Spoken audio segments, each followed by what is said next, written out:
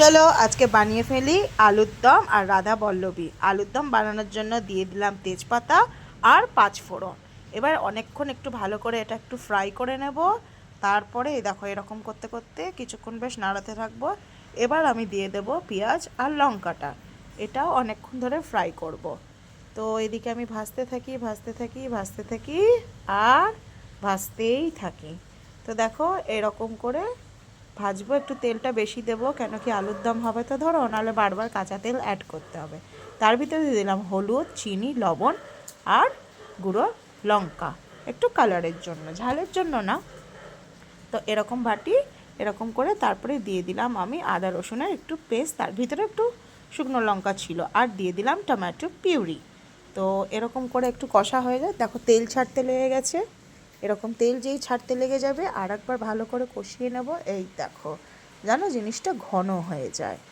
এইবার দেখো আমি কি করছি, এবার আমি দিয়ে দেব সিদ্ধ আলুটা দিয়ে দেবো, আগের থেকে সিদ্ধ করে রেখেছিলাম। জাস্ট এবার গা মাখা করে দেব। এই দেখো টেক্সচারটা কেমন লাগছে।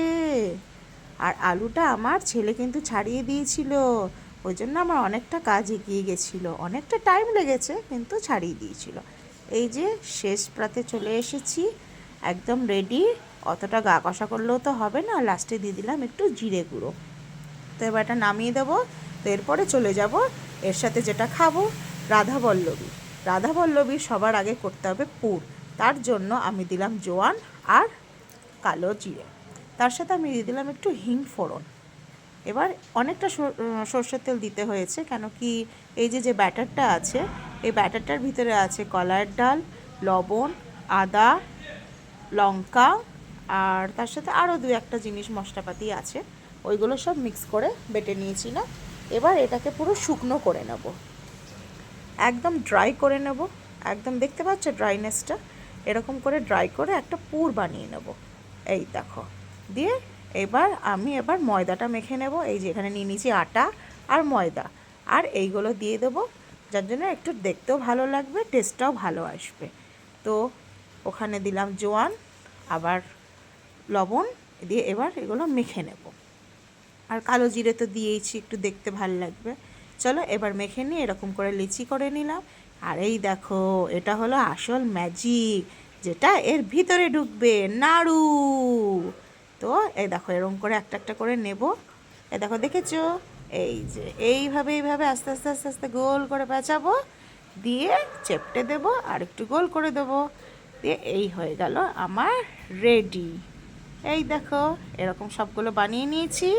তো এবার চলো সোজা রান্নাঘরে, 1 2 3 বেলে নিলাম, এবার ভেজে নেব। এ দেখো তেলটা ভালো গরম হয়ে গেছে, এক এক করে বেলে রেখেছি। এবার দেখা যাক ভালো হচ্ছে কি হচ্ছে না। এই তো ফুলছে, বাহ! এই তো আমি সাকসেস, বাহ! এবার উল্টে দেখি, আরে খুব সুন্দর হয়েছে, দারুণ দারুণ, আজকে জমে যাবে। ও হো কি সুন্দর হয়েছে। তাহলে এটা তুলে ফেলি, তারপরে দিয়ে দেব আর একটা, এই যে রাখি, এই যে রেডি করা আছে, আবার ছেড়ে দিলাম গরম তেলে। এবার তোমাদের একটা জিনিস দেখাবো, গ্যাসটা কমালাম। চলো চলো চলো চলো চলো দেখো, বাইরে তেমনি দেখো কটা পাচ্ছে, 10টা 10, আর বাইরে তেমনি ঝমঝমিয়ে বৃষ্টি নেমেছে। ও হো কি ওয়েদার। এই দেখো একটা লেডি আসছে, দেখো ছাতা মাথায় দিয়ে দৌড়ে দৌড়ে আসছে। আজকে তো খাবার জমে যাবে। চলো এবার আমরা সোজা চলে যাই ডাইনিং টেবিলে। বেশ, আলুর দম আর পিৎজা। এবার আমি একটু ছিঁড়ে নেব, কি ভিতরে টেক্সচারটা দেখাবো কেমন হয়েছে। ও হো ভরা। এবার আমি ছেলেকে ডেকে নেবো, আদিশোনা চলে আসো। চলে এসছো? এই দেখো এটা নিলাম রাধা বল্লভী, তুমি বলেছিলে, আর তার সাথে কষা আলুর দম।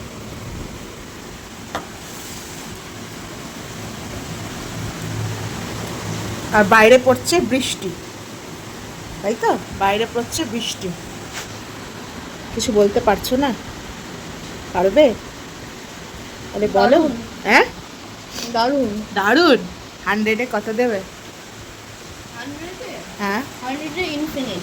ইনফিনিটি। ও মাই গড, শোনো, তাহলে খুশি হয়। আর একটু খাই দি, একটু। এ দেখো ভিতরটা দেখেছো কত সুন্দর হয়েছে, দেখেছো? এই দেখো, এটা শুধু খেয়ে বলো তো কেমন হয়েছে।